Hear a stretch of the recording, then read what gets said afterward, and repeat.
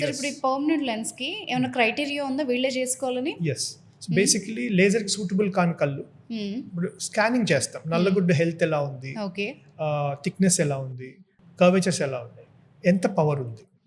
Okay, ఇందాక మీతో అన్నట్టు 7.5 వరకు లేజర్స్ పనిచేస్తాయి, బాగా పనిచేస్తాయి. ఒక 10 years ఇబ్బంది లేకుండా చేసుకోవచ్చు థిక్నెస్ బాగుంటాయి. ప్లస్ మనం చేసే టెక్నిక్ని బట్టి ఏదో ఒక టెక్నిక్ చేయడం వల్ల లాంగ్ టర్మ్ బెనిఫిట్ రాదు. మీ కన్నుకి ఏ టెక్నిక్ సూట్ అవుద్దో మేజర్గా నా రోల్ అంటే. ఓకే, సో పిఆర్కే చేయాల్సి వస్తే పిఆర్కేనే చేయాలి. లేసిక్ స్మైల్ చేసేసాను అనుకోండి, ఇనిషియల్ రికవరీ బాగానే ఉండొచ్చు, సైట్ కూడా తొందరగా రావచ్చు. ఓకే, సో పిఆర్కే అనే టెక్నిక్ సూట్ అయితే పిఆర్కేనే చేసుకుంటే మంచిది. Okay, so technique is important. PRK బెస్టా స్మైల్ బెస్టా అని కాదు, మన కన్నుకి ఏది సూట్ అవుతుంది అనేది ఇంపార్టెంట్. ఓకే, హై పవర్స్కి ఎప్పుడు కూడా permanent లెన్సెసే better.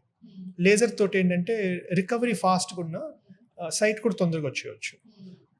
So maximum power నేను ట్రీట్ చేసింది 25 అని.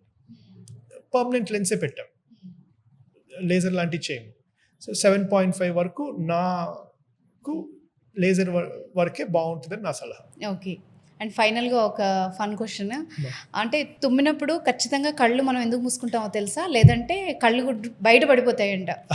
ఇది రెగ్యులర్గా వస్తుంది రీల్, నిజమేనా అది? Nothing like that. Okay, it's reflex అంతే. ఓకే, అంతే, ఇంకేం లేదు. కళ్ళు తెరిచి కూడా మీరు ట్రై చేయండి, కాన్షియస్గా చేస్తే తుమ్ము వచ్చినప్పుడు ఇట్స్ రిఫ్లెక్స్. సీరియస్లీ ఇలాంటివి చూసినప్పుడు ట్రై చేయాలంటే కూడా భయం వేస్తుంది కదా. సో ధైర్యంగా చేయొచ్చు, కళ్ళు బయటపడవాలి. Okay, thank you so much sir, మీరు చాలా టైం స్పెండ్ చేశారు. Thank you so much. Thank you, my pleasure. Thank you so much.